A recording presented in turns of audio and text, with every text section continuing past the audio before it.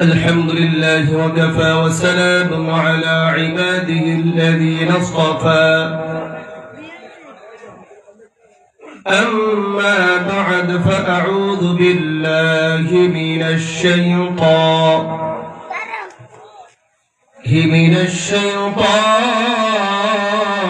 الرجيم.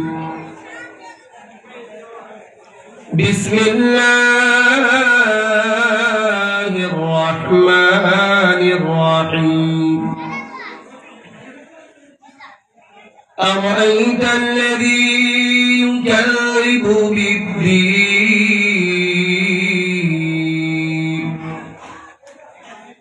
إلى آخر الآية. وقال النبي صلى الله عليه وسلم: المرء مع من أحبه. وقال النبي صلى الله عليه وسلم: أفشوا السلام وأطعموا الطعام وصلوا الأرحام صلوا بالليل والناس نيام تدخلوا الجنة بسلام. أو كما قال النبي صلى الله عليه وسلم: اللهم صل وسلم وبارك عليه.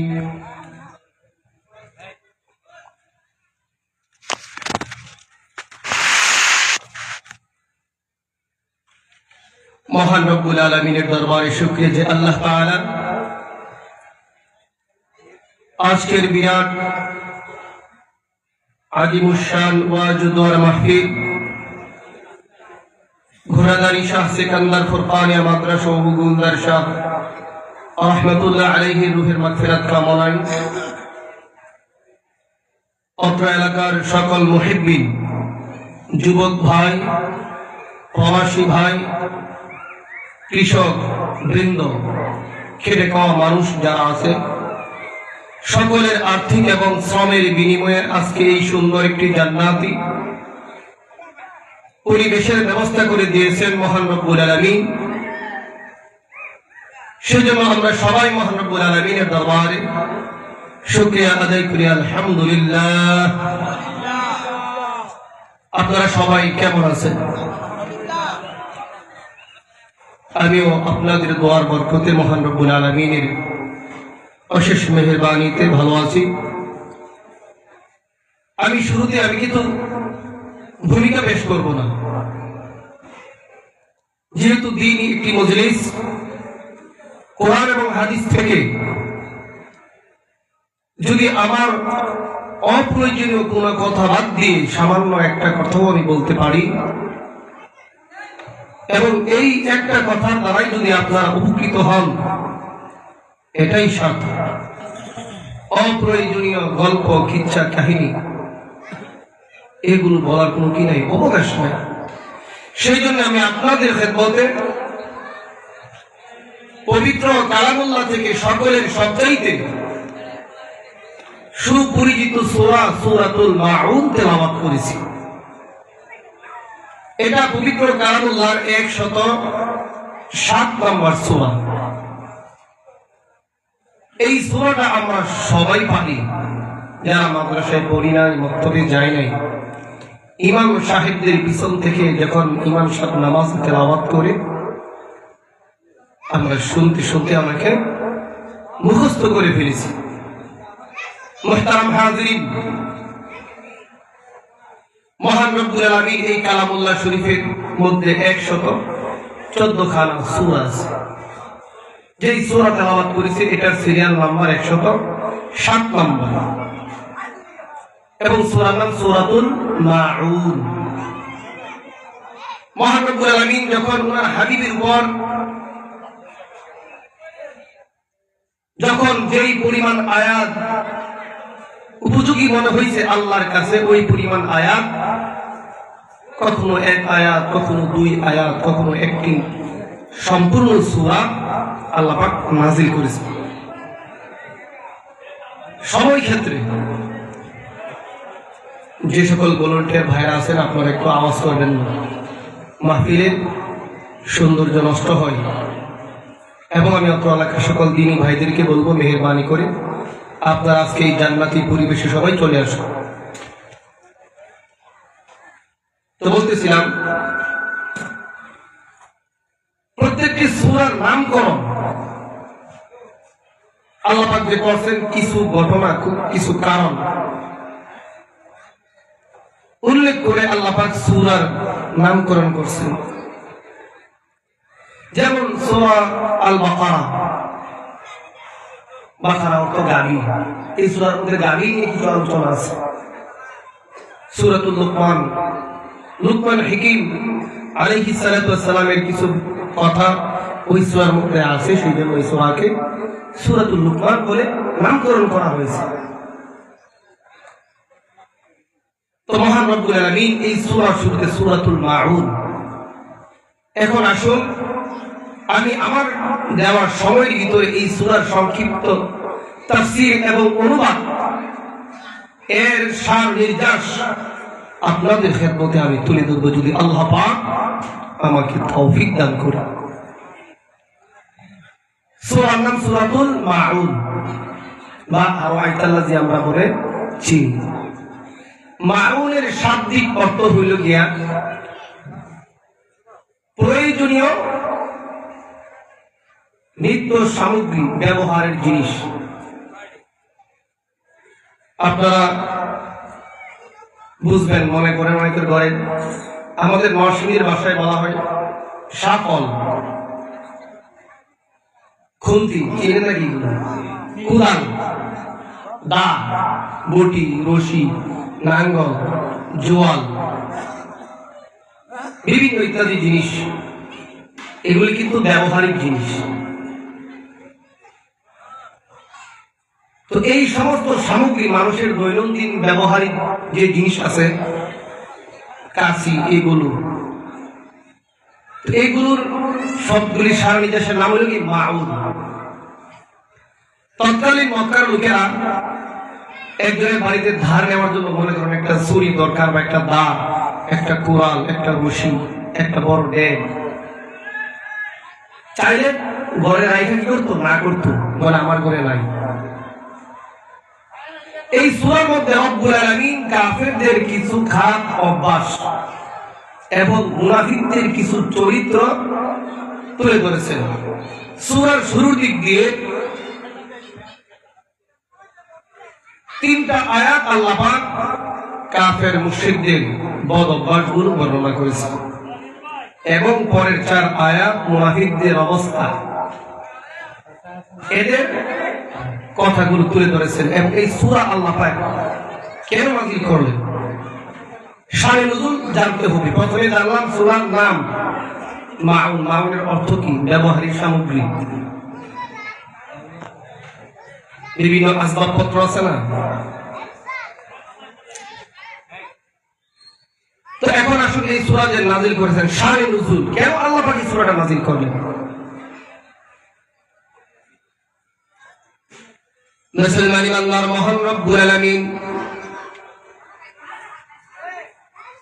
ওনার হাবিব মুহাম্মদুর রাসূলুল্লাহ সাল্লাল্লাহু আলাইহি সাল্লামের উপর এই সূরাতুল মাউন কেন নাযিল করলেন?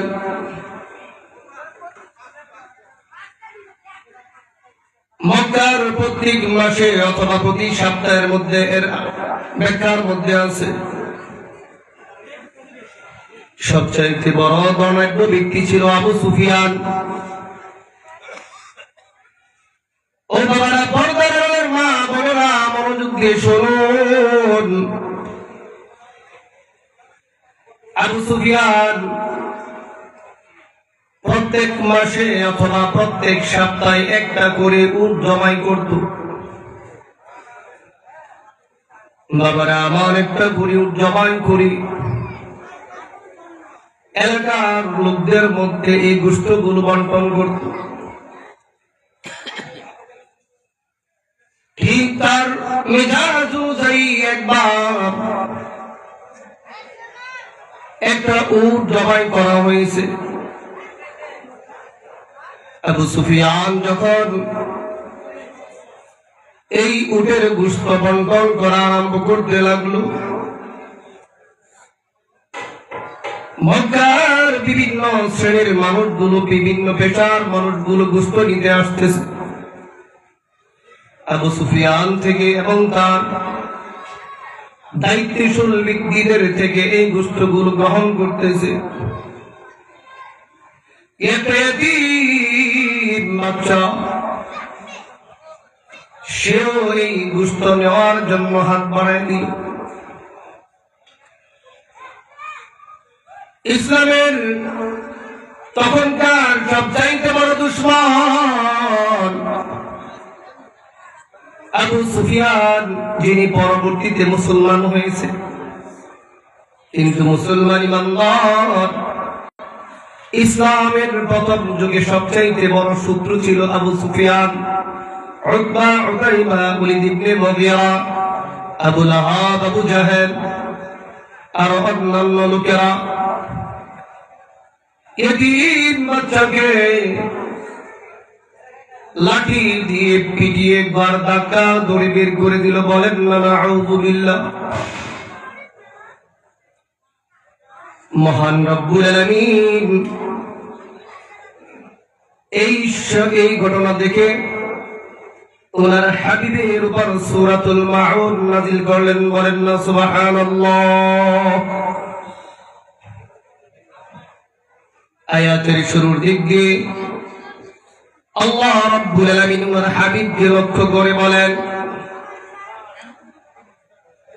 আরাইতাল্লাযী ইউকাযযিবু বিদ্দীন।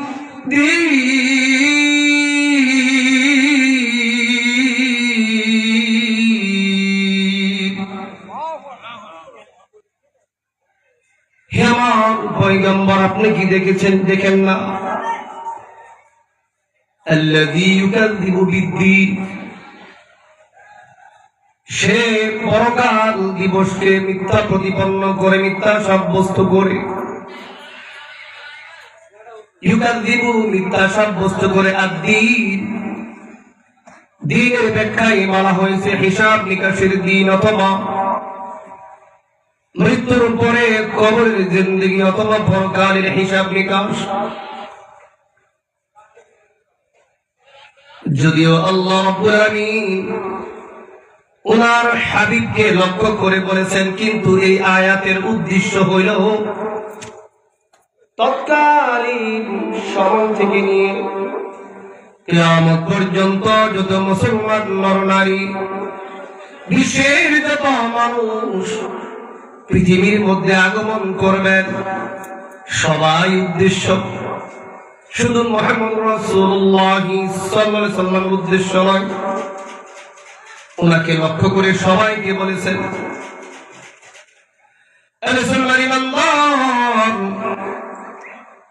আল্লাহর পয়গম্বর যখন দ্বীনের দাওয়াত দেন, প্রতিটি পদে পদে বিভিন্ন জায়গার মধ্যে মক্কার নেতৃস্থানীয় লোকেরা রাসূলের দ্বীনের দাওয়াতকে বাধা প্রদান করার জন্য ওই মক্কার সবচাইতে বড় অশৃঙ্খল যুবক বাচ্চা পোলাপান এদের খেলালে দিত, বলতো, বলো তোমরা মুহাম্মদ পাগল। আল্লাহর পয়গম্বর যখন দ্বীনের দাওয়াত দেয়, এই মক্কার যুবক এবং উশৃঙ্খল কিশোর বাচ্চারা হাতের মধ্যে পাথর নিয়ে, বিভিন্ন ঢিল নিয়ে রাসূলকে এইভাবে পাথর নিক্ষেপ করে আর পাগল বলে গালি দেয়। আল্লাহর পয়গম্বর বলেন, কাফেররা, আমার কি একটা অপরাধ? আমার অপরাধ শুধু এই, কুলু লা ইলাহা ইল্লাল্লাহ তুফলিহুন, আমার অপরাধ কি এটাই, আমি খালি বলি তোমাদেরকে বলো লা ইলাহা ইল্লাল্লাহ। লা ইলাহা ইল্লাল্লাহ বললে তোমরা সফল কাম হয়ে যাইবা। এটা কি আমার অপরাধ? এটা বলার কারণে তোমরা আমাকে মিথ্যাবাদী বললে সাব্যস্ত করো।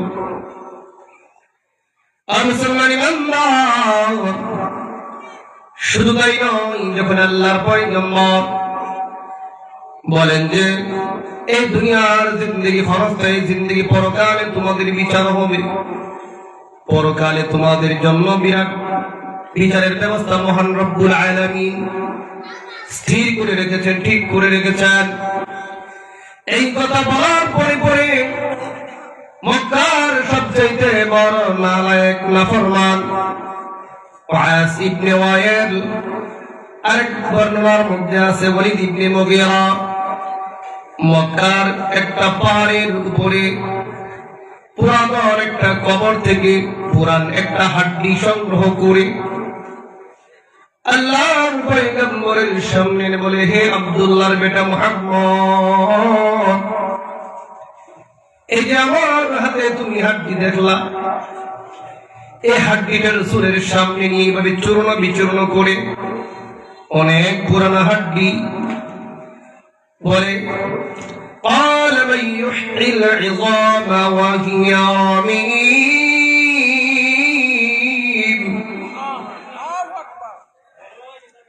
قال সে বলল,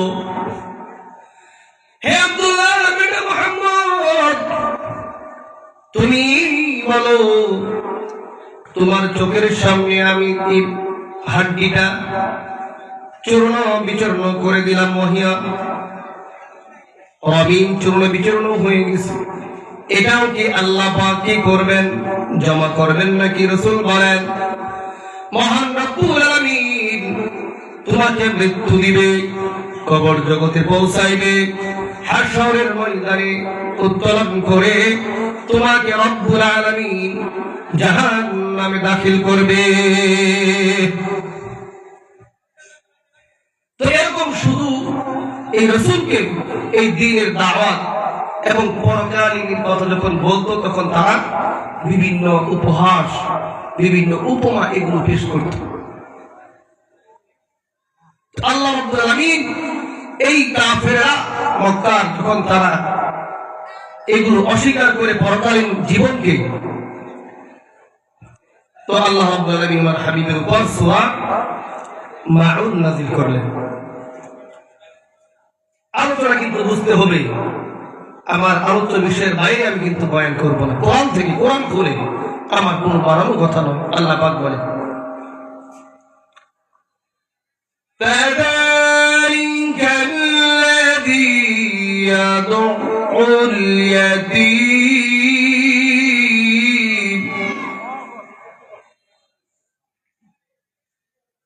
আল্লাহ রাব্বুল আলামিন বলেন, হে আমার পয়গম্বর, এরা শুধু পরকালকে অস্বীকার করে না, মিথ্যা প্রতিপন্ন করে না,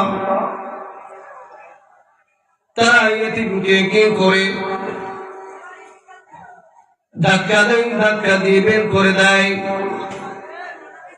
মুসলমান ইমানদার, একটু আগে যে বললাম, আবু সুফিয়ান একজন ইয়েতিমকে লাঠি দিয়ে বেত্রাঘাত করে, আঘাত করে মজলিস থেকে বের করে দিল, গোশত না দিয়ে।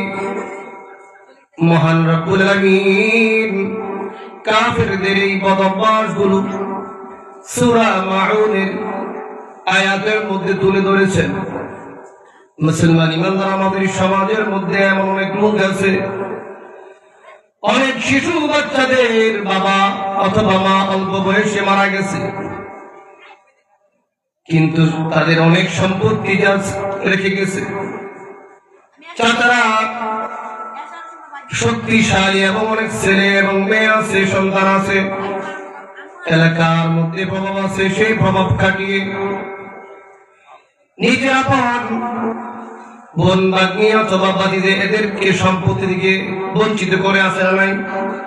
আপনাদের এলাকার মধ্যে মনে হয় নাই, আমাদের এলাকার মধ্যে আছে। আল্লাহ রাব্বুল আলামিন বলেন, ইয়েতিমের মাল ভক্ষণ করা যাবে না, জেনে শুনে যে ব্যক্তি ইতিমের মাল ভক্ষণ করলো তার উদরের মধ্যে পেটের মধ্যে যেন জাহান্নামের আগুনের কয়লা ঢুকাইলো। বলেন না নাউযুবিল্লাহ। সূরা দুহার মধ্যে আল্লাহ রাব্বুল আলামিন বলেন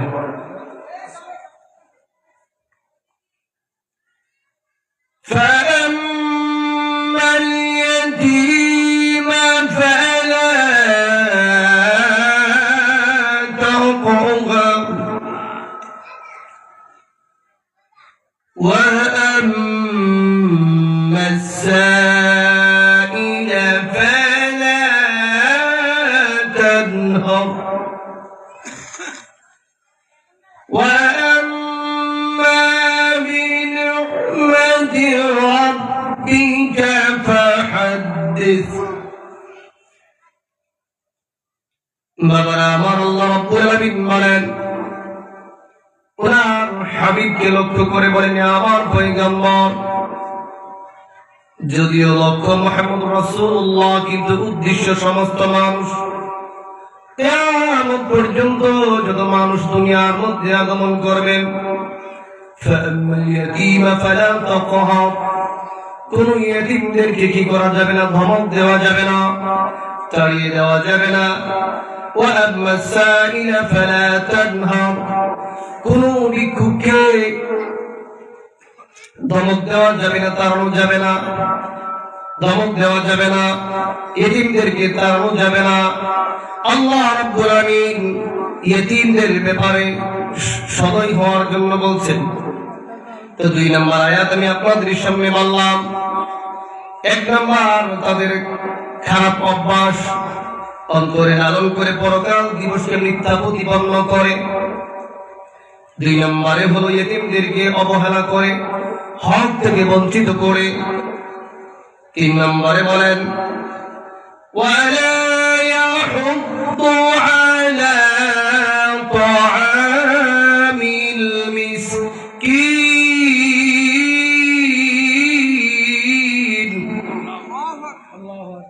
আল্লাহ রাব্বুল আলামিন বলেন, মিসকিনদেরকে খানা খাওয়ার ব্যাপারে উৎসাহিত করে না। 1 নম্বরে কাফেরা পরকালকে মিথ্যা প্রতিপন্ন করে। 2 নম্বরে তারা এতিমদেরকে গলা ধাক্কা দেয়, তাদের হক থেকে তাদেরকে বঞ্চিত করে।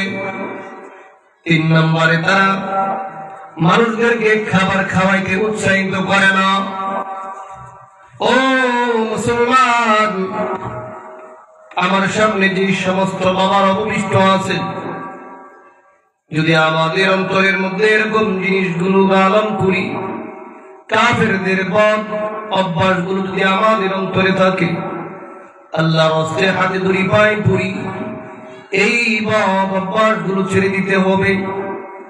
আপনি কখনো, আমরা মুসলমান, পরকালকে বিশ্বাস করতে হবে।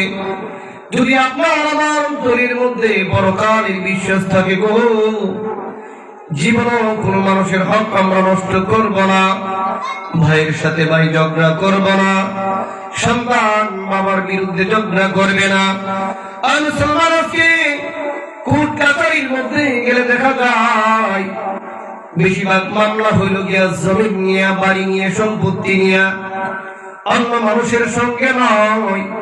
এক ভাই আপন ভাই, বড় ভাই ছোট ভাই বিরুদ্ধে মামলা করে, সন্তান বাবার বিরুদ্ধে মামলা করে, মেয়ে মার বিরুদ্ধে বাবার বিরুদ্ধে মামলা করে, আপন ভাতিজা চাচার বিরুদ্ধে মামলা করে, আপন ভাগনা ভাগ্নি মামার বিরুদ্ধে মামলা করে, আপন নাতি দাদা নানার বিরুদ্ধে মামলা করে। আছে না নাই? আপনারা মনে কষ্ট পাইতেছেন না? আমাদের সমাজ এগুলো অহরহ ঘটতেছে। আমরা মুসলমান, এই কোর্ট কাছারির মধ্যে মনে করেন গেলে দেখবেন এই সমস্যাগুলো বেশি হয়। কিসের কারণে? এই সম্পত্তির মায়া এবং মহাব্বত মুসলমানের অন্তরের মধ্যে এরকম ভাবে ঢুকছে। কিন্তু দেখেন, আপনার একটু চোখ বন্ধ করে একটু হিসাব করেন। ও বাবারা, চোখ বন্ধ করে হিসাব করবেন, দেখবেন রাত্রে যখন ইশারের পরে, যখন নামাজ পড়ে, খাবার দাবারের পরে, বিছানার মধ্যে মাথাটা লাগাইয়া একটু যখন গভীর মনোযোগে একটু মৌতের মুরাকাবা করবেন, একটু মুরাকাবা মুশাহাদা করবেন, এই দুনিয়ার দিকে লক্ষ্য করবেন। আপনি এখন বুড়া হয়ে গেছেন, বয়সটা 60 কিংবা 70 হয়ে গেছে। আপনার বাবাও দুনিয়াতে ছিল, আপনার দাদাও ছিল, আপনার বড় বাবাও ছিল, বড় বাবাও নাই, দাদাও নাই, আপনার বাবাও নাই, এক এক করে সবাই চলে গেছে। আপনাদের অত্র এলাকার মধ্যে অনেক সয় সম্পত্তি ছিল, সম্পত্তিগুলো ঠিকই আগের মতো রয়ে গেল। বাবার লাগানো কাঁঠাল গাছ, পেয়ারা গাছ, ডাব গাছ, এই ডাব গাছগুলো আছে। বাবার অথবা দাদার প্রতিষ্ঠিত বাড়ি, বাড়িটাও আছে, কিন্তু আজকে বাবা নাই, দাদা নাই, কেউ নাই। সম্পত্তি কিঞ্চিত পরিমাণ মাটি অথবা টাকা পয়সা সঙ্গে নিতে পারে নাই। মুসলমান, কিসের এত অহংকার, কিসের বড়াই? আমার আপনার মত জানি কখন চলে আসে আমরা কেউ জানি না। ও বাবা, এখান থেকে আমি বয়ান করে আমার বাড়িতে যাব, আমার কোনো সাধ্য নাই, আমার কোনো ইচ্ছা শক্তি নাই, যদি আল্লাহ তৌফিক না দেয়। এখান থেকে আপনারা যে উঠে বাড়িতে যাবেন এমন কোন নিশ্চয়তা কেউ দিতে পারে না। ও বাবা, তাহলে কিসের জন্য দুনিয়ার মধ্যে এত অহংকার করেন? কিসের জন্য সম্পদ নিয়ে মারামারি হানাহানি? কিসের জন্য এই সম্পত্তি? কিসের জন্য অন্যের হক নষ্ট করা? নিজের জমিনকে বাড়ানোর জন্য কোদাল দিয়ে আই কেটে আবার জমিনকে বাড়ায়া দেয়। আল্লাহর পয়গম্বর বলেন, মান আখাযা শিবরান মিনাল আরদি যুলমা ইতাওয়িহু আনাকা ইয়াওমাল কিয়ামাতি মিন সাব'i আরদিন। যে ব্যক্তি জেনে শুনে, আল্লাহর পয়গম্বর বলেন, হে দুনিয়ার উম্মতেরা, আমার উম্মতেরা, তোমরা শুনে রাখো, যারা জেনে শুনে অর্ধবিগত, মানে এক, আমাদের গ্রামের ভাষায় বলি গ্রাম বাবা, অর্ধবিগত, এতটুক পরিমাণ জমিন যেই ব্যক্তি অন্যায় ভাবে গ্রাস করলো, দখল করলো, জবরদখল, অথবা ভাইয়ের ভাতিজা, বাগনা বাগনির অথবা প্রতিবেশীর, আল্লাহর পয়গম্বর বলেন, কাল কিয়ামতের ময়দানে রব্বুল আলামিন ওই ব্যক্তিকে জালেম হিসেবে ঘোষণা করবেন এবং তার গলার মধ্যে 7 জমিন লটকে দিবেন। বলেন নাউযুবিল্লাহ। এটা হাদিসের কথা। মুসলমান ইমানদার, তাহলে কাফেরদের 1 নাম্বার বদ অভ্যাস হইল গিয়া তারা পরকালকে মিথ্যা প্রতিপন্ন করত।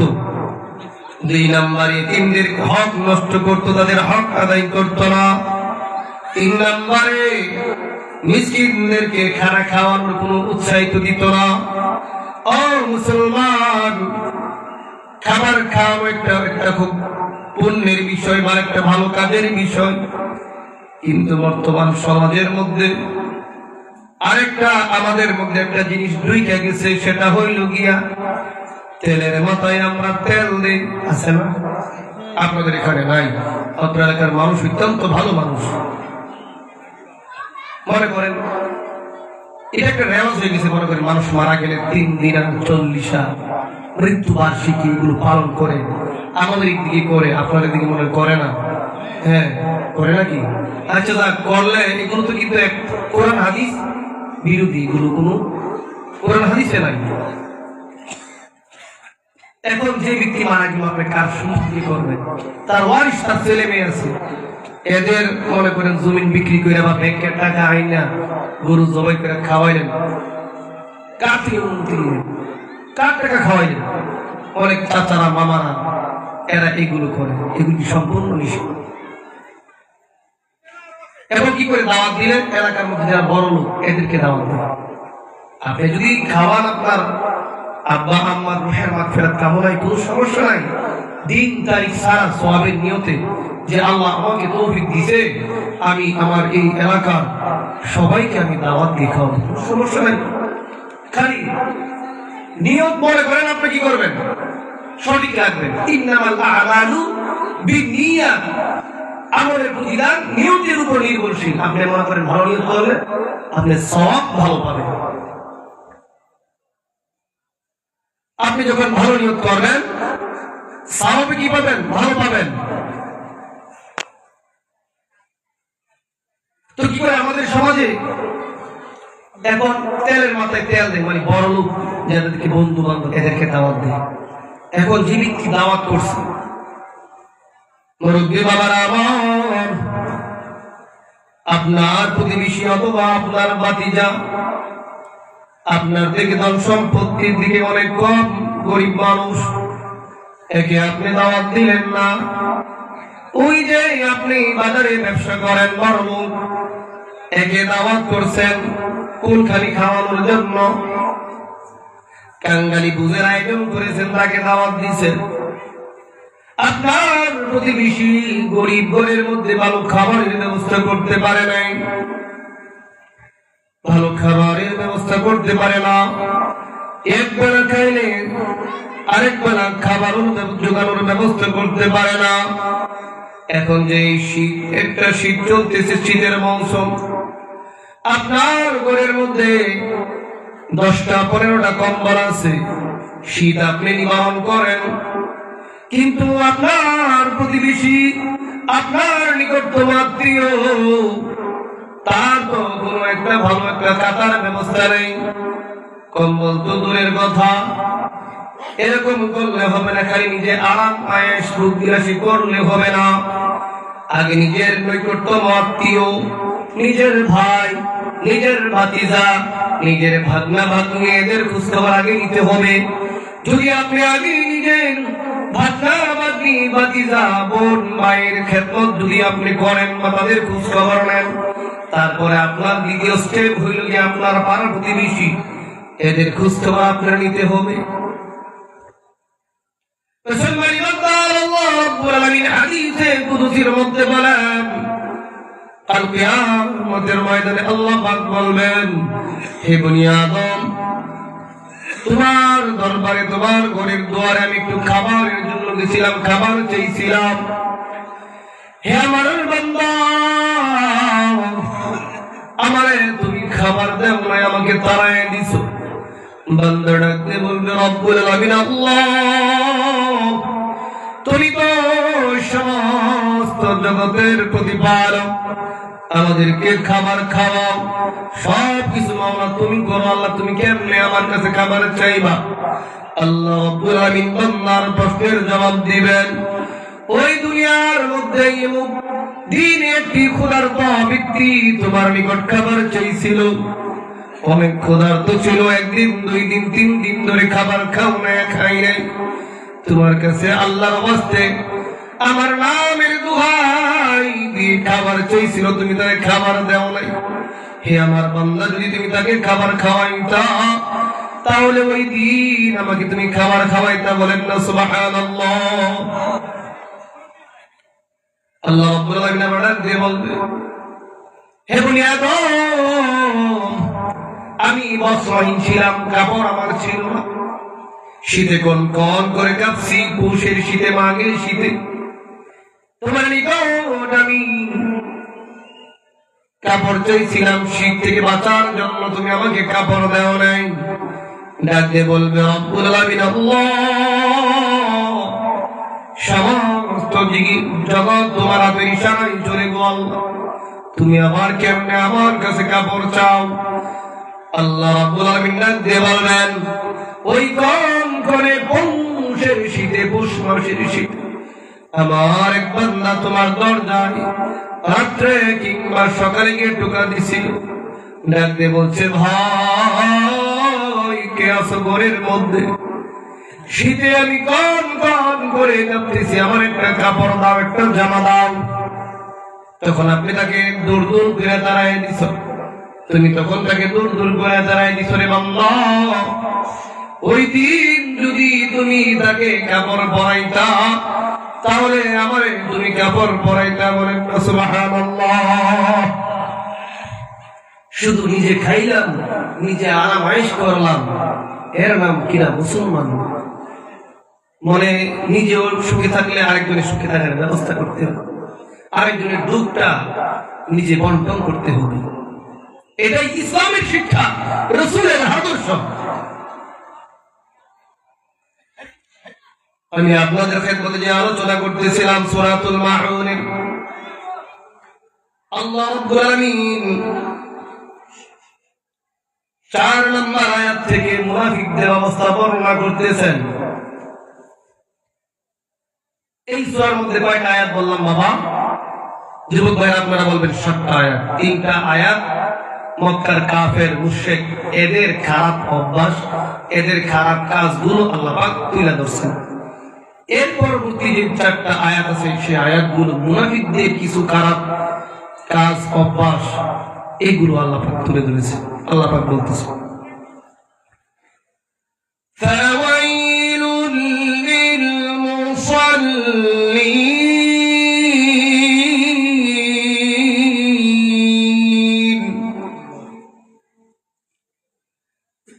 মহান রব্বুল আলামিন বলেন